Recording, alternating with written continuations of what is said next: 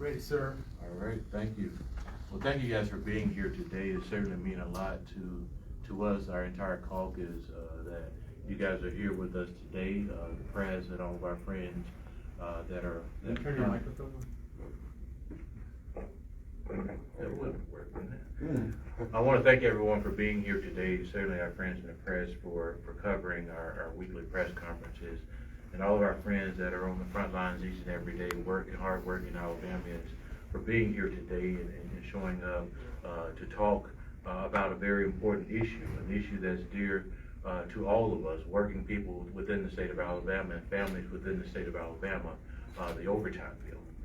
And we'll talk a little bit about the overtime and among some other things that we'll go through. But during this time, we want to make certain that we are able to highlight the work and the experience of some of the men and women that are on the front lines that's being impacted by the overtime legislation exemption, and how they will be impacted if this bill is not extended permanently. And so we want to make certain that we're able to hear from them. And in addition to these wonderful leaders here behind me at the podium, they'll talk a little bit about some of the things that are on their mind and the priorities that we have around the overtime.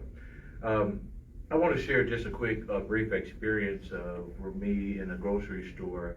I was going to get a few items for my family, and overheard two ladies in the grocery store talking about the prices of eggs. And they said, "Oh my God, have you seen the prices of eggs?" And one lady said, "Yeah, I see the price of the eggs. I just got to look at this carton. They look like they don't have only a few good ones left. And so let me open this carton up and make sure they're not broken before I walk out of here because of the cost."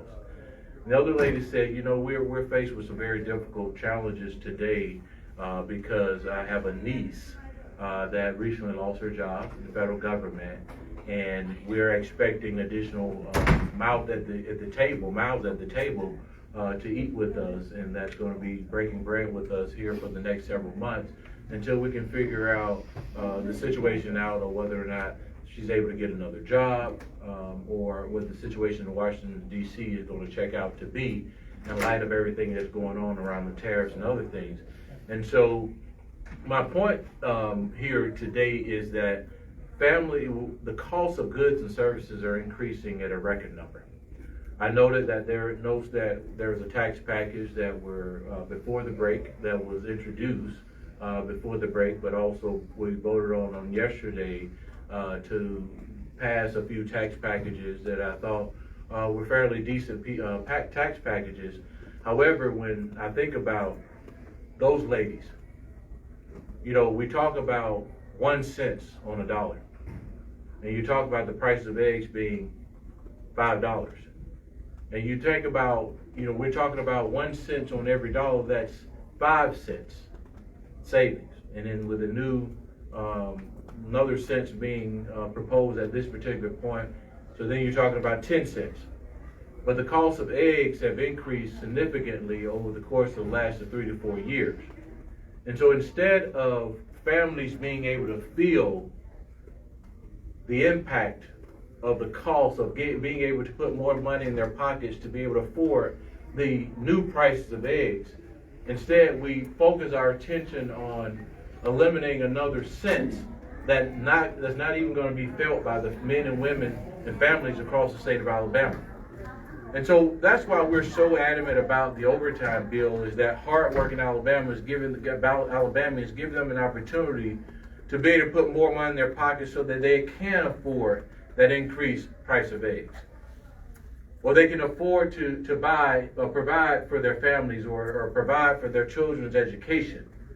Or to just being able to bring $5,000 to $10,000 more dollars home so that their families can make it to the next year. And so being able to take that away from these families is a shame. And so if we don't extend the overtime, the exemption on overtime, that's exactly what we're doing.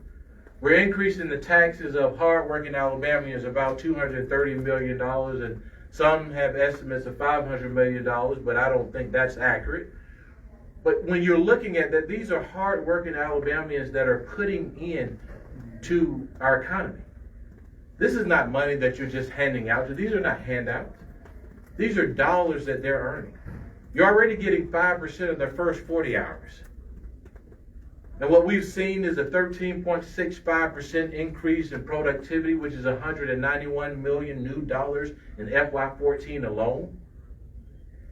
Or an increase of 1.9% of the individual income taxes, which is $131 million alone. Or whether it's buying groceries and putting local sales taxes back into local communities, about 14.3 million in local communities and 10.3 million at the state. So you're saying $230 million yielded $460 million. I don't know who get better returns than that. Not even David Brunner get those type of returns. And so for me, it's a no-brainer. It's giving hardworking Alabamians an opportunity to take more of their money home, but the dollars that is returning to our economy, is more than paying for itself. It's allowing us an opportunity to add that second proposal that allowed retirees from $6,000 to the first $12,000 not be taxed. And so it allowed us to add those type of proposals in addition to the overtime bill in order to put more money back in the pockets of hardworking Alabamians. That's what this is about. And so for me, I'm here advocating for extending the overtime bill permanently. There's been a piece of legislation that has been drafted. There are a few things that's in the legislation that I think is important to note, Mike, is that there's an enforcement piece. You heard a lot of people talk about there may be individuals gaming the system. Well, to address that issue, we put in an enforcement mechanism that allows enforcement and rules to be modified by the Department of Revenue, giving them the flexibility to make adjustments to the rules and how they're capturing the data. It also brings in ACEs, give ACEs an opportunity to work with the Department of Revenue in order to dynamic score the impact of the overtime bill and how it's bringing more dollars back into our economy and how it's helping working families throughout the state of Alabama.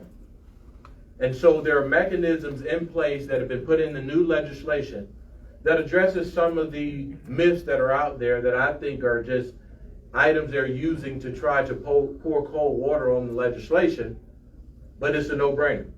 We saw a recent poll that had 78% of Alabamians support extending the overtime bill permanently, 80% of Republicans, and 74% of Democrats.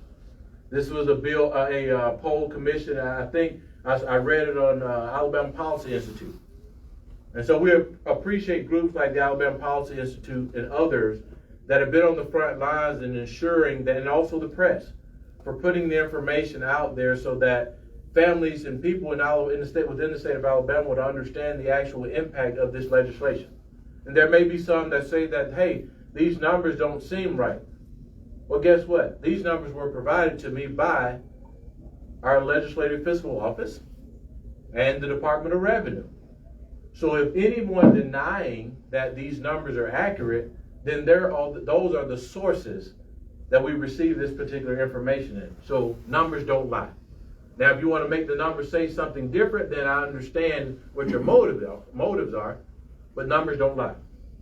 And so without further ado, I just want to introduce my colleague, Representative Kelvin Lawrence, who will talk to you guys about the legislation and among other things that he has on his mind. So without further ado, I'll turn it over to my colleague, the gentleman from Hayward. Good afternoon to everyone. Thank you, Leader Daniels. First, let me say that I agree with your observation that hardworking people throughout Alabama are facing increasing amount of anxiety and uncertainty about this economy. As a small business owner, I definitely feel that as well, and so do all of my employees. But one thing has made a big difference, a difference that makes my employees happy and they can actually see. And that is a larger paycheck at the end of the week because of overtime tax exemption. As an employer, This has also helped me when my business has faced workforce shortages because workers are more willing to work overtime if they know it means they will have more money at the end of their week to pay their bills. In fact, one of my employees, who's a great worker, her name is Patricia, who regularly works overtime, told me directly that the increase that she received means that she can take more pay home and she finally can get a little ahead. Not only did it ease some of her pain dealing with the rising prices at the grocery store and her recent increase in the cost of rent, but she has finally been able to do something special for herself, and that's to get her nails done. She's earned it, and she deserves it. It seems like something small, but it meant the world to her that she can finally do something that she's been wanting to do for a long time, and it was because of the overtax exemption. But the truth is that someone like Patricia, who is always willing to go the extra mile, to put in the extra effort, who works equally long hours, and who is determined to get ahead, she should be rewarded for working overtime. It is also that because she has a little discretionary income, that she can do some of the things that she really likes to do. By doing that, Patricia not only supports a local business, but it also adds to our state economy. In fact, we can easily see the effects of this tax cut when we look at the state coffers via the sales tax. Corporate tax receipts are up almost 14%, and individual tax receipts are up almost 20%. Overall, the most recent data shows that the exemption of state tax on overtime pay allow overtime workers to keep over $230 million of their hard-earned paychecks, much of which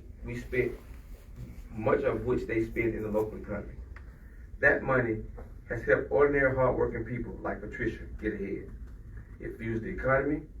It helps ease the economic uncertainty for small business owners like myself, who often struggle with workplace shortages, and it also helps our tight labor market. That's also why I support the pro-growth economic proposal, like eliminating grocery tax altogether. We must also keep in mind that this is coming at a time when the cuts to federal budgets may sharply reduce programs and services that states like Alabama rely on. Sometimes people forget that Alabama receives $2 back for every dollar that we send to the federal government. That's why it's so critical that we take actions at the state level as we foresee these reductions in federal spending and provide local economic relief wherever we can. So as we look toward implementing economic policies that make a substantial difference, let us keep exceptional and dedicated employees like Patricia in mind, who deserves extra pay to help them get ahead, to finally see and do some of the things that they really want to do. Thank you all, and now I would like to introduce my colleague, Representative Thomas Jackson. Thank you, Kevin. Representative Lawrence. Since 1994, by the grace of God, I've been able to represent the people of District 68. And I humbly take this opportunity not for granted, but by the grace of God, which now consists of Clark, Conecuh, Marengo, Monroe, Perry, and Wilcox counties. As you can see, I represent a diverse and diverse large area of Southwest Alabama. I also represent large employers, companies like Packing Corporations of America, Westerville Lumber, Georgia Pacific, Louisiana Pacific, and International Paper. Although we have a wide range of industries that we rely on heavily on forestry, which includes lumber, paper, and other products as manufacturing and packing. These companies represent sectors of the industry that all utilizes hourly employees and rely on them at different times in overtime work to meet productivity demands by the marketplace. Other times and overtime, it is necessary to fill the scheduling gap when there's an unforeseen workplace shortage.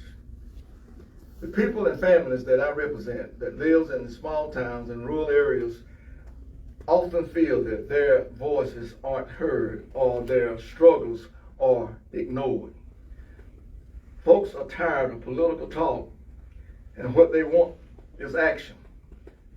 That's why the people that I represent and in my neck of the woods are happy to see more money in their pockets as direct results of eliminating the tax on groceries and on overtime pay, I should say. It was immediately, and they would see it in their hands on Friday when they got their checks. Of course, people have always having more in their paychecks because it's money that they earn and deserve, especially now when the economy is going south and inflation is going up. You heard some of my colleagues talk about the price of eggs. And they're sky high, even though they're coming down. But what about your electric bills? The cost of living itself, and that seems to keep getting higher, and there's no end in sight. The cost of living keeps steadily rising, but wages aren't keeping up with that pace. But tax cuts make sure that the big difference in the working people's pockets. I would like to also this opportunity to address another issue that is directly affecting my district, and that is health care.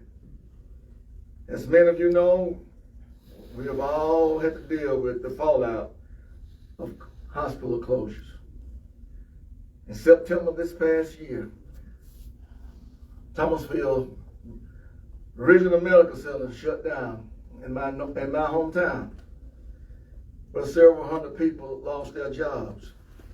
It was a heavy blow on our community, but it speaks to the urgency and the expanding access of health care and insurance in our state. The expansion of Medicaid and closing the coverage gaps to save our rural hospitals remain in danger permanently, keeping them closed. And doing so not only creates jobs, but it keeps us in our neighborhood intact. You know, I think about football on Friday nights, and what if there's an emergency on that field? We don't even have ambulance service there. No emergency room. Transport 30 miles, it could be life and death situation. But we're doing the best that we know to do because we rely on each other for support. Doing so not only creates jobs, but it keeps our neighborhood healthy and strong.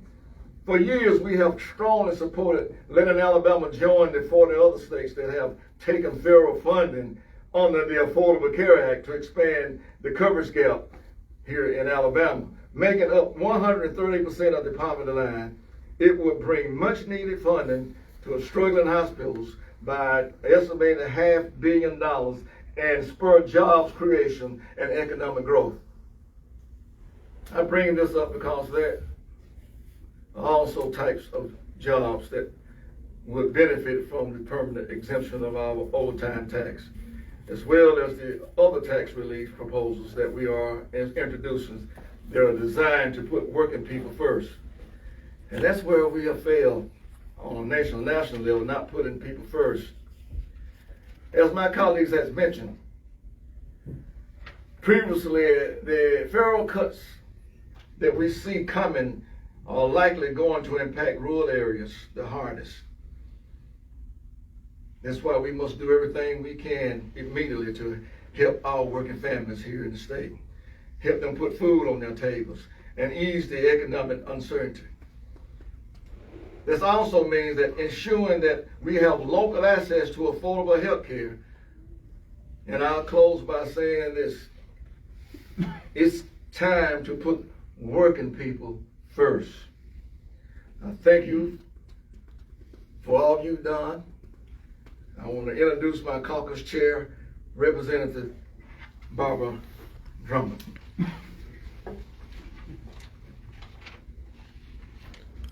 Good afternoon, everybody. We're so happy that you're here. I want to thank Representative Jackson, as well as all of the other caucus leaders who have brought you forth for this time for such a crucial issue. As many of you know, that I represent the great people of Mobile in House District 103. And the people I represent are very concerned about the economy and the rising costs that we all see, not only in our grocery store, but just in life in general. That's why the Alabama Democratic Caucus continues to focus on helping struggling Alabama families by introducing fair economic policies that will help hardworking people get ahead. This caucus is concerned about hardworking people of Alabama. In addition to the proposals like making the overtime tax exemption permanent, completely eliminating the grocery tax, and reducing the state income tax, we're also focused on long-term growth and investment to keep Alabama's economy strong in the face of uncertainty. As you know, Mobile is the 4th largest city in Alabama and home, well, I won't say we're the 3rd largest city. and home to, was number 1. We are the 3rd largest city, and we're home to one of the most premier saltwater port, and that's the port of Mobile, and we predict that it's going to supersede Houston very soon. That's why we're concerned about the economic impact of the tariffs and the financial consequences of a trade war, not just as it relates to Mobile, but the entire state of Alabama. Because when you look at Alabama, many of those industries dwell and have offices here.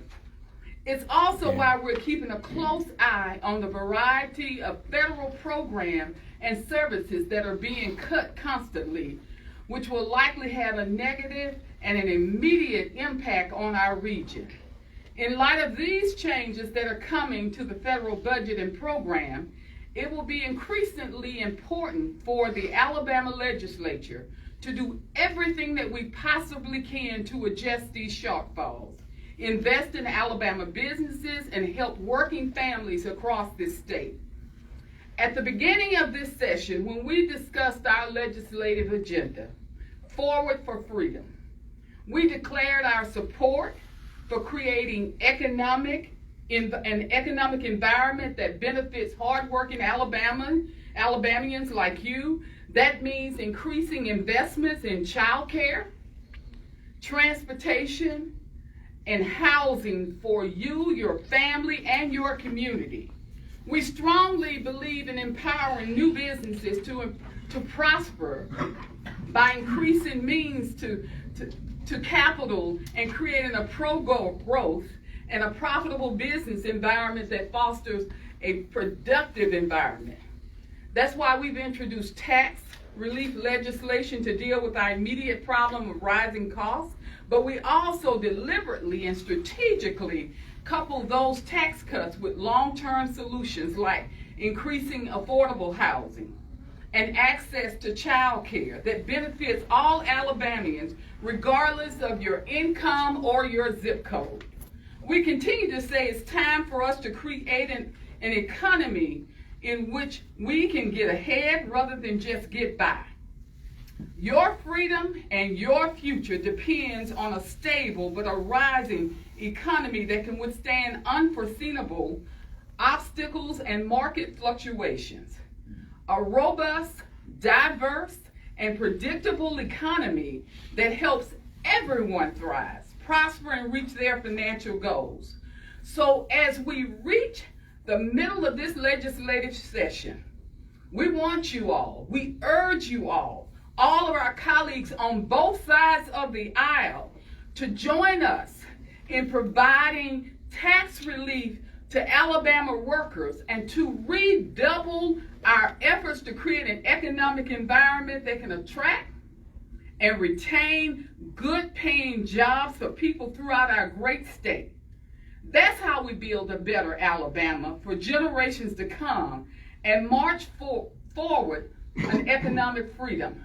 We want an economy that thrives for all.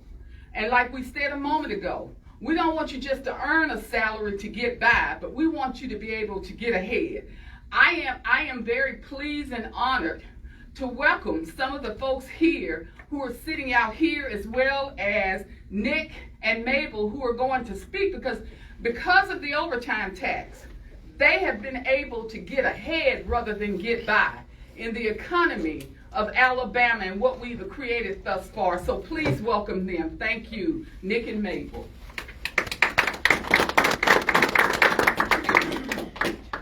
Good evening. My name is Mabel McIntosh. I'm from Sweetwater, Alabama. I work for Georgia Pacific, the Nahiola Mill in Pennington, Alabama. And this overtime bill was something that our workers, we were able to be proud of, because we felt like that finally somebody is doing something for the workers here in Alabama. So now to hear that Alabama wants to take that away, you know, that's not right. Because a lot of our overtime is forced overtime. It's not that we're volunteering for this overtime. It's mandatory because the companies that we work for, you know, they face shortages, labor shortages. So we have to work overtime to keep production going in those mills. So to have that overtime be exempt, that's important. That's well deserved. And it's something that should not be taken away from us now. We hear all of this about the cost of it or whatever, but hey, you know, find it somewhere else. You know, don't put that burden on the workers of Alabama. You know, everything is always put to the worker. Find other ways. You know, you all are the legislator. Come up with other ways other than taking something that well-deserved workers of Alabama need. You know, the cost of inflation has not gone down. Okay, it's continuing to rise. So when we can get something extra in our paycheck, it helps us. We are the ones that's spending that back into our communities. We are the ones that's helping the local, the small people. You know, that's how this helps us. So we're asking you all to go to work to find other means of taxes other than taking it, always putting it on the back of the working people.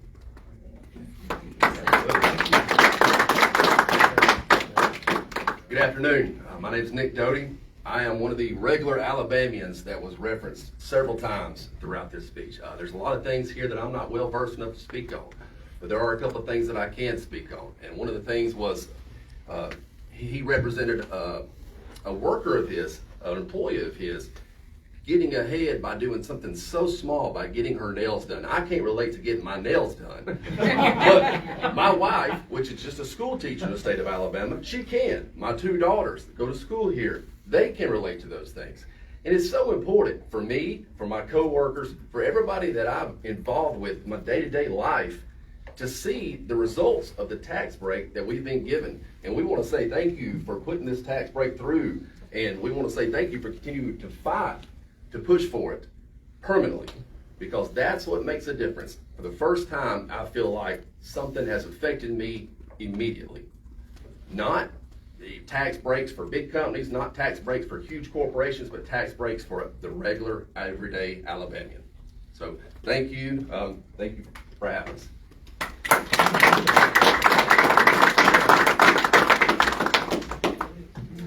Any questions? Yes. So just want to make it clear, and this is for everybody on the stage, if you want to jump in and answer this question, please do. When you hear about some people in the State House right now talking about, well, you know, the overtime tax isn't doing what it was supposed to do, and it's actually maybe costing us more than what we imagined it would, basically talking about repealing it. When you hear about that, how does it make you feel? And again, what message do you have for those folks?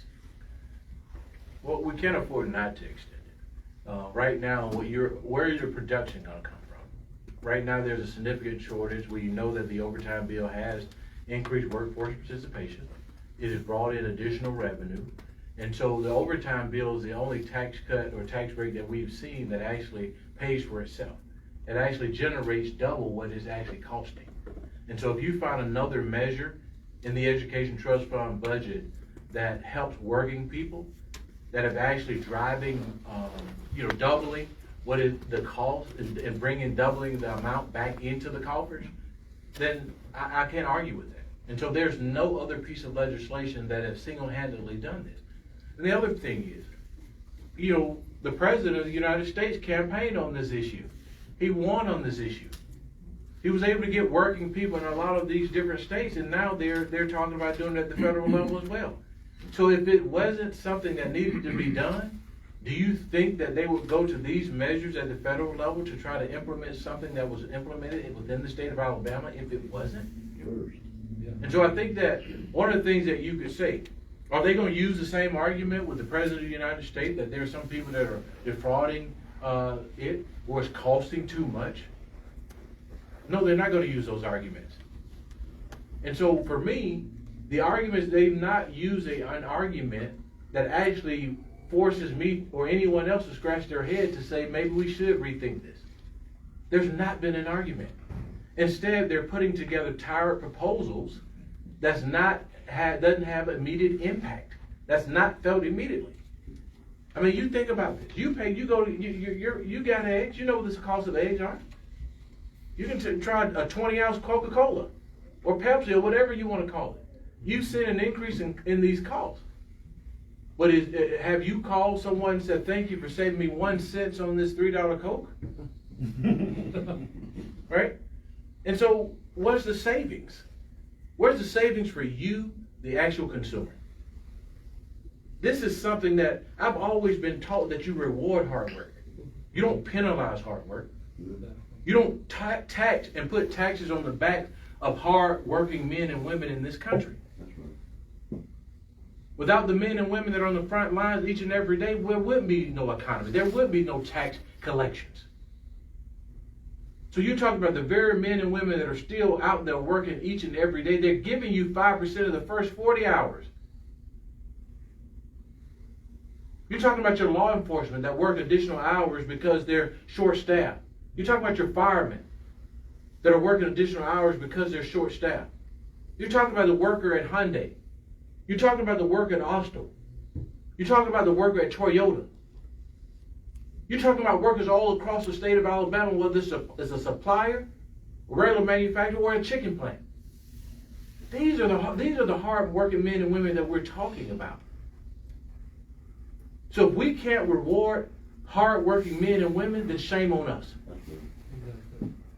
But when you go through that budget, which I am, when you go through that budget line by line, and you start making them explain every item that's in the budget, and justify that, and hold that up to the litmus test, I'm going to find $230 million to cut in the budget if you want to do it. And I'm going to have some real deep conversations about the items that are in the budget. Some that are hidden, that you think are hidden in the budget. That's why the government efficiency bill is important. It's to ensure that dynamic scoring is going on all the time and that we're not letting anything slide by without scrutiny.